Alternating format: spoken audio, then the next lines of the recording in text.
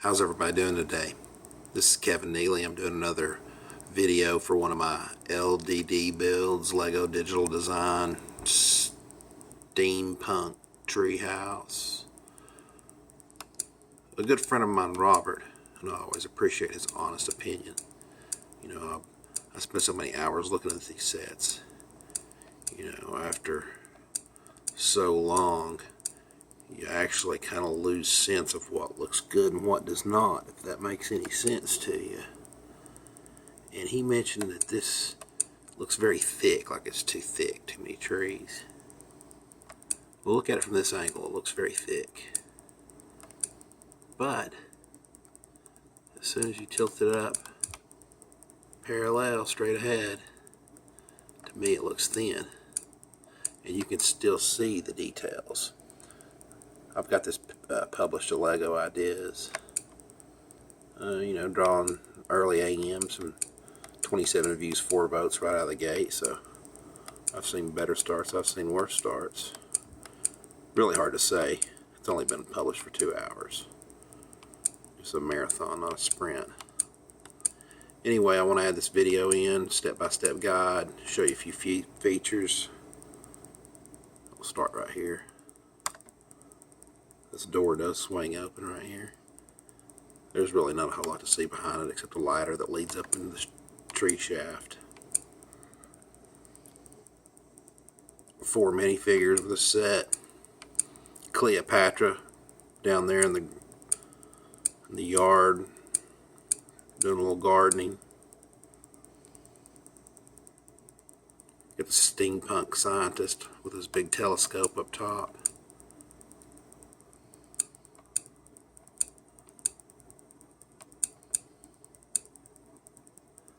Kid on a flying bicycle, I call the other piece up top. And then one of my favorites inside of the treehouse is Pierre, the artist. That just cracks me up for some reason, Pierre. Could I be any more stereotypical?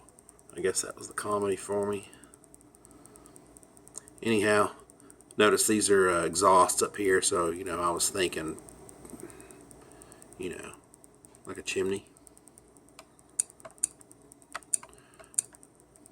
I put gears on the side of this that are really not functionable in any way. They're just decoration, more or less.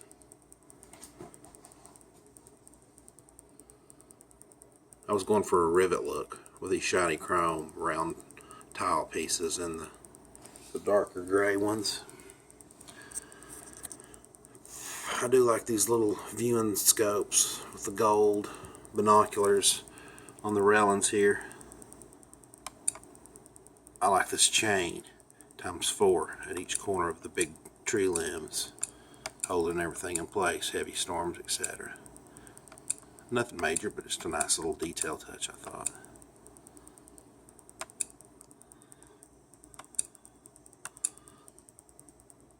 Up on top there, you've got one of those heavy early 19th century steam whistles like you'd see on a locomotive.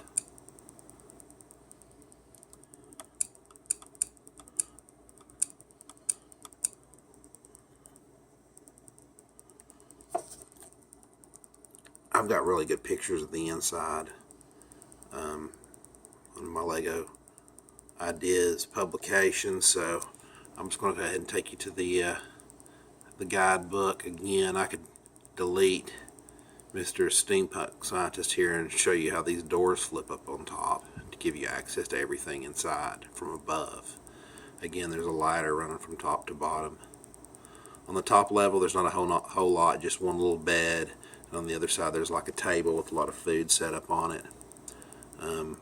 Below that, down on the first level, you've got a phonograph, which is a very cool piece that I did.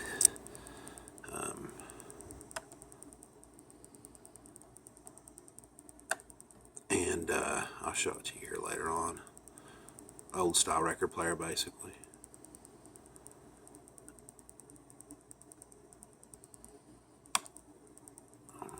Without further further ado, this is kind of tedious, but for people that are real brickheads like me that really enjoy the engineering and design of set build, I like to make these videos to where, in theory, you can slow them down, attempt to build this yourself if you have the Lego pieces at your disposal. And I know some of you with your Lego workshops, I've seen some of these videos, I know you do have some pieces out there.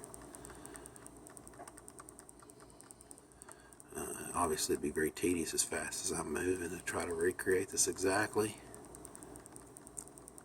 but if you really liked it, getting it close would be good enough, I would think, in most people's situation. You can see that phonograph being built right there that I was speaking about a minute ago. Just very simply, I used bricks with pegs on the side where you could put the tiles on. As you ascend through the tree house, it gets more narrow, so there's less space to build as you go higher. So again, just the one bed and a little dinner table with some food sitting on it, across from adjacent to that on the other side, right before you get to the top flip-up doors and the ladder leading out on the roof.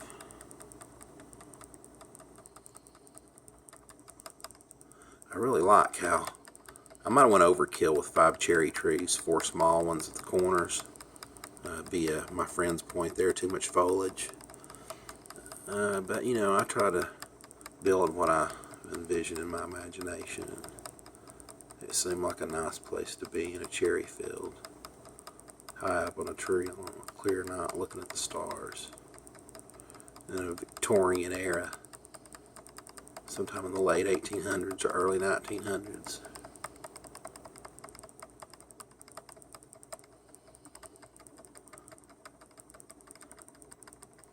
I'm really happy how the main big tree turned out. As you can imagine, trying to engineer a really large tree, there's a lot of different ways you could do it, a lot of different pieces you could use. I really like how I did these little mushrooms down at the base. A little, you know, tan mushroom top, as you would expect most mushrooms to look, with a little see-through color tile piece, if you will, on the top of each one to give it a different color, like a light blue or light red, light orange. A little stone path, a little circled stone path around the tree. I really like that too. I thought that was a little ladder coming off the back, and the drop down rope to bring up goods, food, water, drink, etc. I'm probably moving too fast and I broke the program down a little bit. That is a 32 by 32 base plate. You know, should fit in most Lego collectors' modular cities quite well. I mean, really, can you ever have enough really pretty trees? I mean, I just guess I love trees. That's why I built this. I love trees, and I like the steampunk genre. It seems to be real popular right now. So, you know, my thinking going into this is, I don't know what my thinking really was. Trying to envision a project that hits 10,000 votes, that resonates with the masses, if you will, is a very, very difficult thing. I noticed even the best of the best, people that have their projects down to every T crossed, every I dotted, great pictures, great concepts. I mean, even the best of the best struggle to get. If you get 2 votes out of 10 views, you're doing pretty good. Seems like about a very good average for this is that you get about one vote out of 10 views. So to hit 10,000 votes, you need about 100,000 views. and obviously there's time constraints. I don't know a whole lot about this process, but I do know you need to hit 100 votes in the first 60 days to keep the project alive for another year. I've never hit 100 yet on any project, and I've cranked out quite a few projects. My new profile only has 3 builds on it, but I've got an old profile that accidentally got deleted that has 11 projects on it, and my one really good build, I guess you could say, so far is the Roman Colosseum that's got 70 votes in 9 days so far. So mathematically speaking, I need what, 30 more votes in 51 days. If I continue to keep getting the 5 or 10 votes I get per day, I'll hit it easily. But you just never know on any project where it very well could just completely lose all momentum and pace and completely slow down, like that monster pull truck, as the rock load gets to the very front of the truck and it's just lost all its power and momentum and the wheels start to spin. As crazy as that sounds, it's funny about 6 degrees of separation. You know, what drives somebody that it interests them enough that they share it or share it with their friends, and people start to vote and it starts to spread like a virus. You know, why does anything become popular? Some of these silly videos you see on social media all the time, you know, one no more sillier, you know, than the next one beside it, but yet for some reason one particular video goes viral and next thing you know it's got a couple million views. Well, I think trying to get one of these projects through at Lego Ideas is the exact same concept. You know, you're looking for something that's going to resonate with people. I've yet to find that yet. And then I see a lot of these other guys on the board that, you know, are really, really good. But a lot of times I see their profiles at 3 and 4 years old, so I've only been a member for 6 months, and as the old saying goes, Rome wasn't built in a day. I'm sure most of these really good designers have went through the same trials and tribulations, learning curves.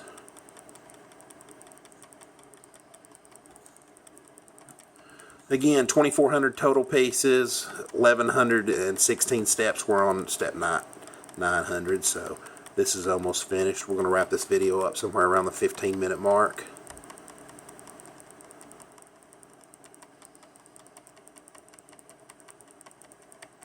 I hope I made this as entertaining as possible, since I never shut up, running my mouth way too much.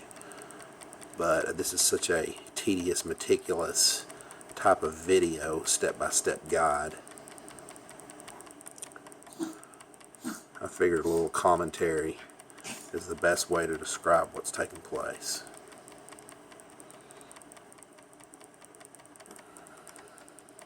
There's 4 birds in this build. I think 2 frogs, 1 turtle. Again, 4 minifigures. Closing in on the 14-minute mark, right across 1,000 steps.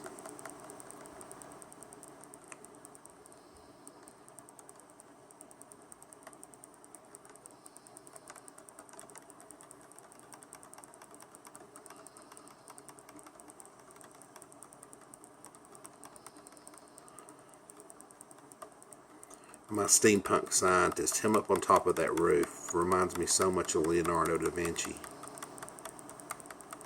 I wasn't really going for the 13th century, I believe it was, when Leonardo lived.